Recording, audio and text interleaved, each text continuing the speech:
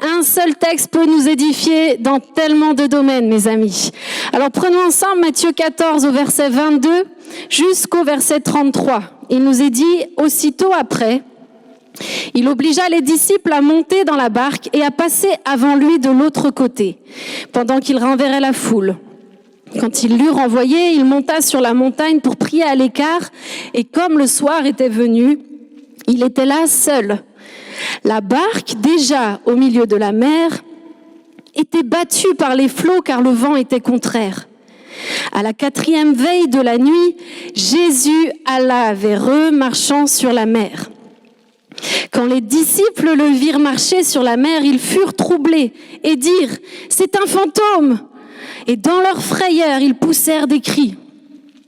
Jésus leur dit aussitôt « Rassurez-vous, c'est moi, n'ayez pas peur. » Pierre lui répondit « Seigneur, si c'est toi, ordonne que j'aille vers toi sur les eaux. » Et il dit « Viens !» Pierre sortit de la barque et marcha sur les eaux pour aller vers Jésus. Mais voyant que le vent était fort, il eut peur, et comme il commençait à couler, il s'écria « Seigneur, sauve-moi !» Aussitôt, Jésus étendit la main, le saisit et lui dit « Homme de peu de foi, pourquoi as-tu douté ?» Et ils montèrent dans la barque et le vent cessa. Ceux qui étaient dans la barque vinrent se prosterner devant Jésus et dirent « Tu es véritablement le Fils de Dieu. » Amen. Comme je vous l'avais dit le mois dernier, nous allons voir ensemble et aujourd'hui ce que marcher sur l'eau veut dire et impliquera. Est-ce que ça vous intéresse? Ok, le thème de mon message aujourd'hui, c'est « Sors de ta barque ». Et la première chose importante dans ce texte se trouve au verset 26. Quand les disciples le virent marcher sur la mer, ils furent troublés et dirent « C'est un fantôme ». Et dans leur frayeur, ils poussèrent des cris. Eux, les disciples qui le même jour venaient de nourrir 10 000 personnes avec 5 pains et 2 poissons, ces mêmes disciples ont perdu tous leurs moyens. À ce moment-là, ils ont poussé des cris et ils ont connu la frayeur, le tout dans la même journée. L'ascenseur émotionnel à son comble, n'est-ce pas? N'est-ce pas là aussi une belle représentation de ce que nous pouvons parfois expérimenter, vivre l'extraordinaire et pourtant, quelques heures après, quelques semaines plus tard, quelques mois après, nous laisser emporter par la frayeur. Mes amis, laissez-moi vous dire une chose aujourd'hui. Il est possible d'être chrétien et d'avoir peur. Je vous dirais même que c'est normal. Et si tel est votre cas, soyez rassurés, vous êtes normaux. Dieu nous a créés ainsi, hommes, femmes, enfants. Nous sommes des êtres charnels et émotionnels. Nous sommes conduits dans le naturel parce que nous ressentons, n'est-ce pas? Il y a beaucoup de choses dont nous pouvons avoir peur sur cette terre et dans cette vie. J'ai mes craintes et vous avez les vôtres. Peut-être que certains ici craignent de manquer matériellement. Peut-être que d'autres craignent de manquer financièrement, bien que vos comptes épargne soient pleins. Peut-être que d'autres ont peur de ne jamais être à la hauteur. Peut-être qu'il y en a ici qui ont peur de ne pas être aimés, de ne jamais être aimés, ou de ne pas être capable un jour d'aimer à leur tour pour pouvoir construire quelque chose de durable. Peut-être que tu es là et que tu as peur que l'on t'abandonne. Peut-être que tu as peur que l'on te trahisse. Peut-être que ta peur, c'est de faire confiance aux autres, à commencer peut-être par toi-même. Il y a tellement de peurs qui sont dans la réalité de nos vies, n'est-ce pas? Nous avons tous nos craintes et elles font partie de la vie. Et j'aimerais vous dire qu'en avoir n'est pas un échec en soi. C'est ce que l'on en fait qui peut le devenir. Regardez ce qui se passe au moment où la frayeur les saisit. Jésus va immédiatement répondre à leur peur au verset 27.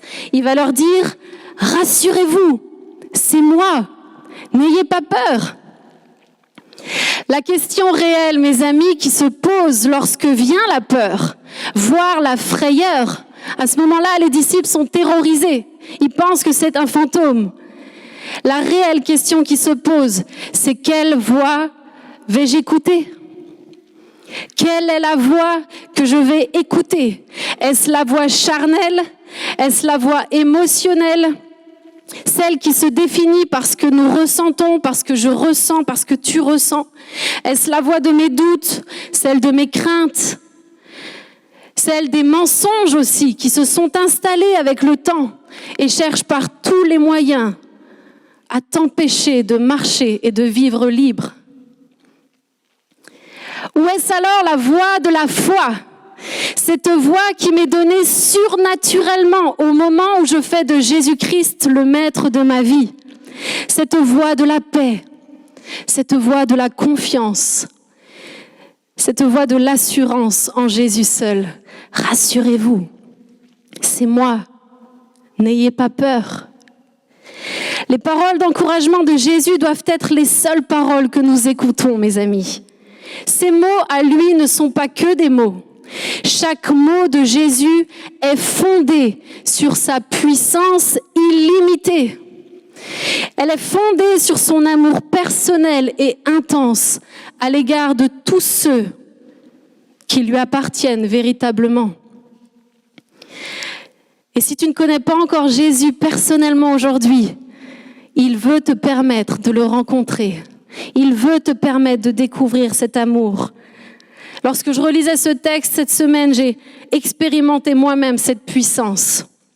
Il est venu personnellement. Il est venu percuter mon cœur. Et vous savez, bien souvent, lorsque Jésus-Christ en personne vient percuter vos cœurs, les larmes coulent. Vous ne pouvez pas juste lire votre Bible. Les larmes coulent. Dieu est là. Dieu lui-même, c'est Dieu. Sa parole est Dieu. Et lorsque Jésus est là, mes amis, je ne crains aucun mal. Cette ressource-là, elle est illimitée. Elle est pour toi, elle est pour moi. Et je vous encourage aujourd'hui à ne pas vous priver de cette parole. Ne pas la laisser de côté parce que c'est par cette parole seule qu'il peut changer le mal en bien. C'est cette parole uniquement qui transforme la peur en paix. Croyez-moi, sur parole, Dieu et Matt m'en sont témoins. Je ne prêche pas, loin de là. Je ne prétends rien. Je pratique simplement cette réalité chaque jour qui passe, parce que sans Jésus, je suis réellement foutu. Sans Jésus, mon être charnel et émotionnel est réellement foutu. J'ai constamment besoin de l'écouter me dire « Rassure-toi, Sarah, c'est moi. N'aie pas peur. » Et j'aimerais profiter de ce moment pour honorer Dieu, premièrement, et le remercier une fois de plus devant vous tous pour sa voix, sans laquelle je ne suis rien.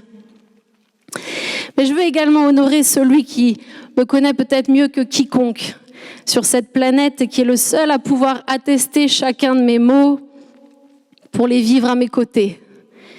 Matt, mon mari. Merci. Je te l'ai déjà souvent dit et je ne cesserai jamais de le redire. Jésus a sauvé mon âme. Son œuvre en moi est parfaite, mais bien des fois, il passe par toi pour me sauver la vie ici-bas. Merci pour l'être extraordinaire que tu es pour moi. Merci pour ton amour infaillible, pour tes bras qui m'apaisent comme rien d'autre au monde. Merci pour ta confiance. Merci pour ta constance. Merci pour ta patience. On dirait pas comme ça, mais c'est pas toujours du gâteau de vivre à mes côtés. Croyez-moi sur parole. Merci de croire en moi. L'Église SOS est bénie de t'avoir pour pasteur. Je suis la plus bénie de t'avoir pour mari. Je t'aime réellement plus que moi-même, plus que ma propre vie. Et aujourd'hui, je veux honorer le mari, mais également l'homme de Dieu, que tu es pour moi et qui, chaque jour, me rend meilleur. C'est un véritable privilège de vivre pour Jésus à tes côtés et de recevoir de sa part à travers ta vie. Merci. Tout ça peut vous sembler inapproprié, mais je suis toujours mon cœur. Et si le Saint-Esprit me pousse à honorer, d'une manière, peut-être on se croirait à la cérémonie de notre mariage et aux échanges de nos vœux. Je vous rassure, vous êtes bien à la célébration d'SOS aujourd'hui. Mais j'ai appris et compris récemment qu'en reconnaissant sincèrement ce qui nous entoure comme plus grand, cet acte dans nos vies permet au Seigneur de déverser en nous toujours plus ce qu'il a en réserve. Mes amis, ne soyez jamais trop pudiques en gardant pour vous vos sentiments. Je le fais en privé. Matt, je lui dis que je l'aime à peu près 1000 fois par jour. Mais je crois que parfois, il est important aussi en public de pouvoir s'honorer les uns les autres. N'attendez pas d'être mort. Une fois mort, ça aura beaucoup moins d'impact. Je vous encourage. Alors mon premier point, quelle voix autorises-tu dans ta vie? Quelle voix écoutes-tu? Et la deuxième chose que j'aimerais que nous puissions voir ensemble, c'est comment vais-je répondre à cette voix? Et là arrive un de mes disciples favoris, Pierre, le frontal, sûrement un cousin germain à moi ça. Pierre, c'est du tac au tac, ok? Il attend ni une ni deux. Le maître est là, il vient juste pour les rassurer, mais Pierre, lui, non, il va pas se contenter de cela. Et cet échange entre Jésus et Pierre me bouleverse vraiment profondément. J'aime la spontanéité de Pierre. J'aime même son absence totale de réflexion au moment où il va dire ce qu'il va dire. Vous savez, nous sommes partis début du mois, quelques jours en Vendée, et j'ai eu l'occasion pour ma part de découvrir la côte atlantique, l'océan, les vagues. Et alors que j'admirais cette étendue, bon, vous vous souvenez, je l'admirais depuis un rocher, et je pensais, je méditais sur ce texte. Et j'aimerais juste que vous puissiez regarder quelques secondes. Je ne sais pas si vous verrez grand-chose, mais ce qui image bien que Pierre n'a pas franchement réfléchi à la tempête sur laquelle il allait se lancer. Alors, voilà, vous voyez, là, il y a un petit bonhomme avec un bodyboard, c'est votre pasteur, qui essaye tranquillement de prendre la vague. Voilà, suivez bien. Voilà, donc là, il arrive, d'une manière pas très glorieuse sur la plage, et hop, la deuxième vague. Voilà, et ça finit même les jambes en l'air. Vous voyez, c'est pas facile de marcher sur l'eau, c'est déjà pas facile de marcher dans l'eau. Ok, tout ça pour vous imaginer un petit peu le contexte. Pierre n'a pas regardé aux circonstances. À ce moment-là, le drapeau devait être orange minimum. Et c'est dans ce contexte, en pleine tempête, qu'il va dire à Jésus, si c'est toi, ordonne que je vienne marcher sur les eaux. Là, vraiment, la fougue de Pierre, elle me dépasse. Je pense qu'il restera quand même mon maître en termes d'audace. Il n'a pas regardé aux circonstances. Pierre n'a pas regardé à la puissance des vagues. Et là, vous voyez sur la vidéo, c'était une belle journée, donc les vagues étaient puissantes. Mais Pierre n'a pas calculé le risque, sans quoi il n'aurait jamais répondu ça à Jésus. Et c'est exactement ça, le langage de la foi. La foi ne regarde pas aux circonstances, la foi ordonne aux circonstances. Mes amis, la véritable vie de foi se trouve hors de la barque, en eau profonde. La véritable vie de foi se trouve hors de ta zone de confort, hors de ta capacité humaine, hors de ta raison. La véritable vie de foi se trouve sur les vagues et souvent en pleine tempête. La véritable vie de foi ne se trouve pas dans la barque. Le véritable miracle, mes amis, n'est pas de sortir in extremis d'une tempête dans la vie en restant assis dans la barque et en claquant des dents. Le véritable miracle est d'avoir reçu en Jésus-Christ la capacité de marcher sur les circonstances et de crier à Jésus, « Ordonne que je vienne !» Amen. Au cœur de ta tempête, Jésus-Christ, par son Esprit Saint, te donne la capacité de dire « Ordonne que je vienne !» Pierre, à ce moment-là, a dû hurler pour se faire entendre. Il n'a pas pu chuchoter. Le bruit des vagues et la puissance de l'eau ne te permet pas de chuchoter. On essayait de se parler là depuis mon rocher et Matt, et on essayait, mais il n'y a rien à faire, on ne s'entend pas. Et parfois, le bruit et la puissance des épreuves dans nos vies ne nous donnent pas d'autre option que de hurler à Dieu, que de crier à lui. Et aujourd'hui, mon ami, peu importe dans quelle situation tu te trouves, qu'elle soit physique, peut-être tu souffres dans ton corps, qu'elle soit émotionnelle, qu'elle soit psychologique, peu importe la tempête, Jésus veut que tu puisses hurler à lui. Il veut que tu puisses crier à lui, parce qu'il veut te sauver également de cette tempête. Non pas en restant au fond de la cale, mais en marchant victorieux dans le nom puissant de Jésus-Christ, ton Sauveur. Amen. Il te faut te lever de ta barque et t'adresser au seul et unique qui construit les ponts à travers ta foi. Au moment, tu sais, où tu demandes au Maître, ordonne que je vienne, à ce moment précis, voilà ce qui se passe. C'est ce pont invisible qui se construit. Ce pont qui va te permettre non pas d'éviter la tempête, non pas de la contourner, mais de passer et de dominer en marchant dessus. La foi véritable, mon ami, se trouve là où tes regards ne peuvent plus se détacher de ceux du Maître. Pourquoi ? Parce qu'au moment où tu le quitterais des yeux, tu couleras. Comme Pierre en a fait l'expérience, tant qu'il regardait Jésus, tant qu'il marchait vers Jésus, il vivait le prodige, il marchait sur l'eau. C'est au moment où il a écouté une autre voix, c'est au moment où il a laissé la peur prendre place, c'est au moment où il a douté en ce que Jésus venait de lui dire, rassure-toi, viens. À ce moment précis-là, il a coulé. Cependant, Pierre est le seul sur les 12 qui a eu l'audace de sortir de la barque. Quand tous les autres poussèrent des cris de frayeur, des cris de terreur, 1 sur 12, mes amis, a fait choix de demander à Jésus d'ordonner qu'il vienne. 1 seul sur 12 a vécu l'extraordinaire. Certes, il a perdu pied à un moment donné. Certes, il a commencé à couler. Mais Pierre est le seul et restera jusqu'à la fin, le seul et l'unique à avoir répondu au puissant vient de Jésus-Christ. Ce vient qui défie les vents et les vagues. Il l'a fait pendant que 11 autres sont restés assis, pétrifiés.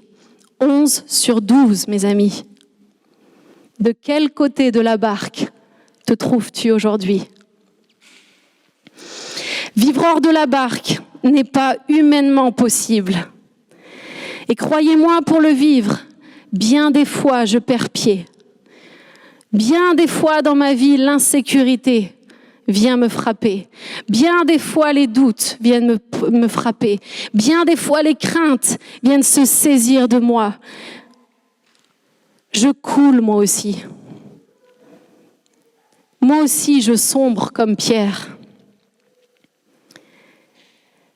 Mais j'avance, et bien que les vagues soient puissantes et me mettent à terre, comme Matt sur la vidéo, croyez-moi, je ne chante pas seulement « J'ai tant besoin de toi, ô Seigneur mon Sauveur ». Je le vis, je le prie, parfois je le crie. Mais ces paroles, mes amis, ne sont vérité que lorsque l'on sort de la barque. Et vous savez quoi ? Pour rien au monde, je ne voudrais vivre autrement que comme ça. Le choix de cette vie nous appartient. Jésus n'a rien demandé à Pierre, vous le remarquerez. Jésus les a juste rassurés au départ. Jésus ne l'a pas forcé. Il ne lui a même pas suggéré de venir. Même pas suggéré.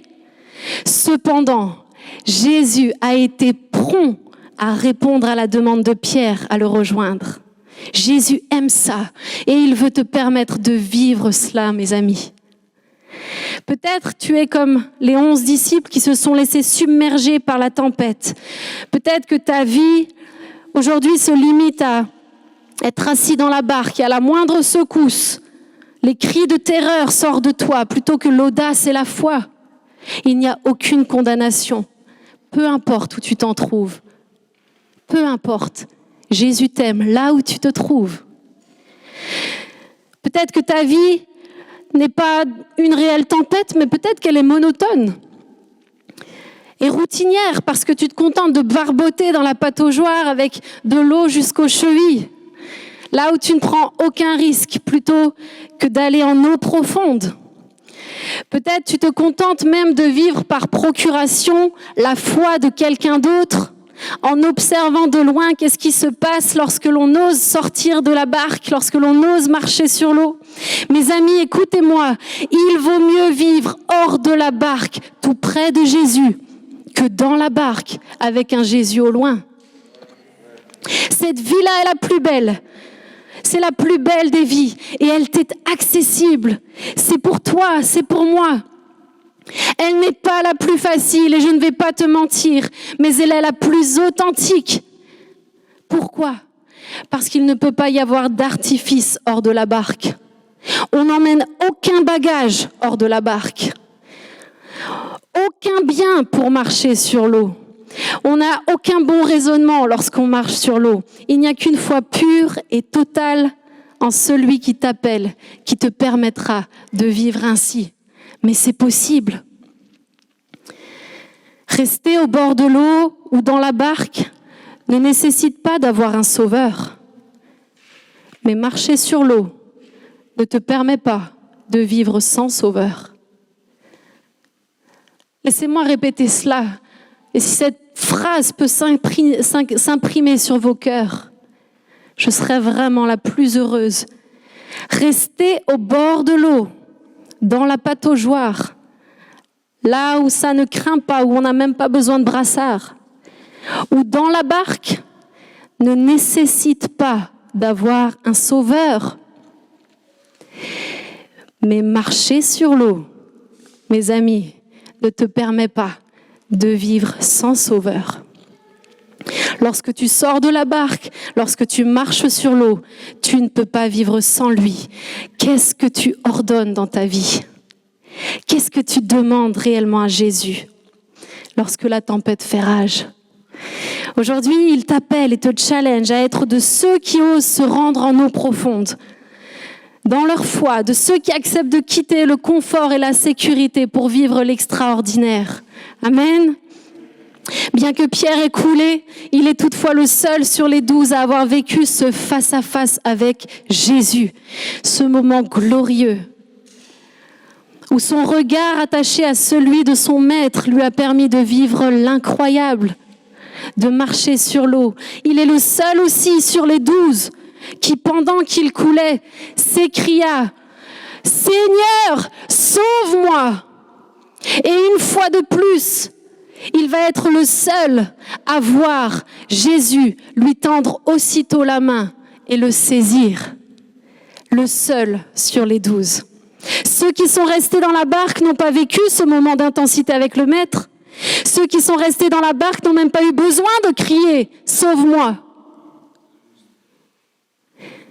Ceux qui sont restés dans la barque sont passés à côté de quelque chose d'unique. Et c'est ce qui se passe aujourd'hui encore pour tous ceux qui se contentent de vivre dans la sécurité plutôt que dans la foi. Pour voir Jésus te secourir, il faut avoir besoin de crier à lui. Amen. Vous savez, cette histoire, c'est l'histoire de ma vie. Je marche sur l'eau, je tente tant bien que mal. Par la foi, j'ordonne aux circonstances, puis j'ai peur, puis je doute, puis je coule, puis je crie. Mais vous savez quoi ? À chaque fois, il me tend la main. Et à chaque fois, je vis l'extraordinaire avec mon Jésus, avec mon Sauveur et mon Maître. Peu importe ce que cela me coûte, peu importe la puissance des vagues que je me prends, je veux rester là au plus près de mon Seigneur. C'est là seul que j'expérimente la dépendance totale à sa voix, à sa main tendue vers moi. Pierre a expérimenté l'impossible avec Jésus-Christ. Même s'il l'a traité d'homme de peu de foi, c'est un homme de foi tout de même. Les 11 autres, eux, se sont contentés de regarder au loin la scène miraculeuse et de reconnaître après coup Une fois que Jésus et Pierre sont revenus dans la barque, que le vent a cessé, les 11 autres sont venus se prosterner devant lui, reconnaissant qu'il était véritablement le Fils de Dieu. Mon ami, sors de ta barque, regarde à Jésus, vis une vie passionnante avec lui. Ne te contente jamais de vivre ta vie de foi par procuration de celle de quelqu'un d'autre. C'est nul. Ça n'en vaut pas la peine. Ça ne vaut pas un centime de vivre comme ça. Moi, ça ne m'intéresse pas d'admirer les expériences merveilleuses, extraordinaires que d'autres vivent parce qu'ils ont daigné oser sortir de leur barque. Non, j'écris mon histoire, je vis mon miracle et il n'y a rien de plus beau et de plus puissant que lorsque cela est personnel. Amen. Lorsque Dieu nous a demandé, vous savez, il y a 4 ans de cela, de tout quitter là où nous étions à Dijon, pour venir ici à Lyon, croyez-moi, c'était pas en nous peignant un tableau bien fait de ce qui nous attendait. C'était le flou total. Nos familles se sont demandé de quoi on allait vivre. Nos familles se sont demandé ce qu'on allait venir faire ici. Et nous n'avions rien à leur répondre, si ce n'était cette assurance et cette certitude que nous voulions vivre hors de la barque et obéir à Jésus. Vous savez, vivre une nouvelle dépendance, une nouvelle dimension de dépendance à notre Sauveur et Seigneur Jésus-Christ était et est aujourd'hui encore notre unique motivation de vie avec Matt. C'est la seule chose pour laquelle nous vivons. Et croyez-moi, nous n'avons jamais été aussi heureux que depuis le 30 août 2017. Nous n'avons jamais vécu autant de miracles que depuis ce 30 août 2017, où avec nos 3 enfants, nous n'avions plus rien. Nous n'avions plus de maison, nous n'avions plus d'emploi, mais nous avions et avons toujours encore une confiance totale en celui qui nous appelait sur l'eau. Certes, les vagues qui accompagnent ce style de vie sont puissantes, mais elles sont à la hauteur des miracles qu'il nous permet alors d'expérimenter. Et il n'y a rien de plus merveilleux. Pour rien au monde, je ne reviendrai en arrière. Bien que cela ait été bon, ce que je vis aujourd'hui est excellent. Et aujourd'hui, j'ai envie de t'encourager à choisir l'excellence. Quand vous avez appris à marcher comme ça, à vivre ainsi, il n'est plus possible de se contenter de la pataugeoire. Ma marche avec Jésus-Christ sur l'eau ne sera jamais remplacée. La sécurité t'ennuie lorsque tu vis hors de la barque. Et mon ami, le plan de Dieu comportera toujours des risques, parce qu'il veut que tu puisses le vivre par la foi. Sans quoi, nous n'aurions pas besoin de lui. Le miracle est hors de la barque. La véritable vie est hors de la barque. La véritable foi est hors de la barque. Ne te contente pas de vivre l'ordinaire quand tu as avec toi le Dieu de l'extraordinaire.